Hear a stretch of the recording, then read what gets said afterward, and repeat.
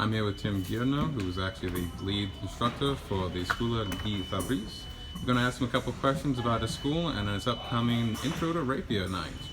First question, you're now entering month 3 of the school. How do you feel it's going? It's going good. It's good. It's a good start. We have a lot of enthusiasm for the program.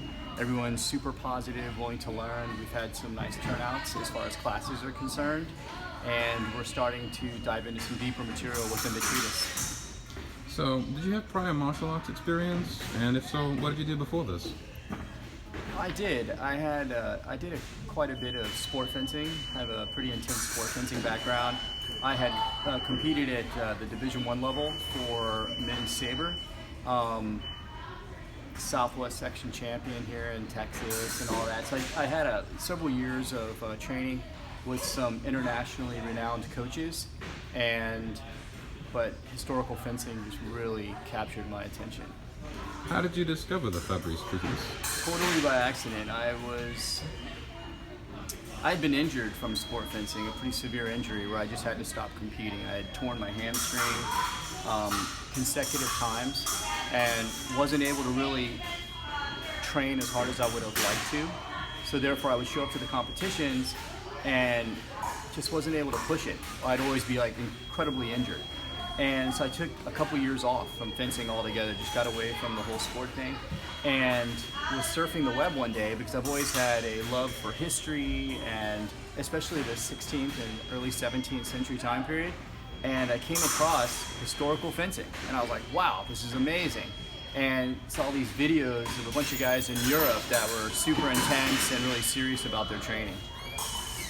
So the treatise is pretty huge. What challenges do you face when you're studying Fabris? Yeah, so Salvador Fabris, treatise written in 1606, it's in Italian. Luckily we had a gentleman, an American, that was able to translate it into English. And there's been several guys before me that have really tried to dive into the treatise at a great level. One gentleman that I studied with when I lived up in Chicago for a brief time was a gentleman named Tim Lyon. And he really, out of everyone that I was exposed to, really just seemed to have a deep grasp of fencing, but also of the style of fencing that Salvador Fabris ascribes to. And since then, since there's really no one else in the Texas area that I would say is really diving into this treatise, I was kind of like a man like on an island per se.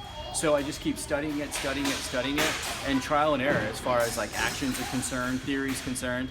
And there's a lot of failures, but then there's a lot of successes, and it's just overall, to me, it's like this experiment night after night of studying my own private practice or when I'm working with our students in the class to see what's working, what's not working, and it's just overall an incredible experience.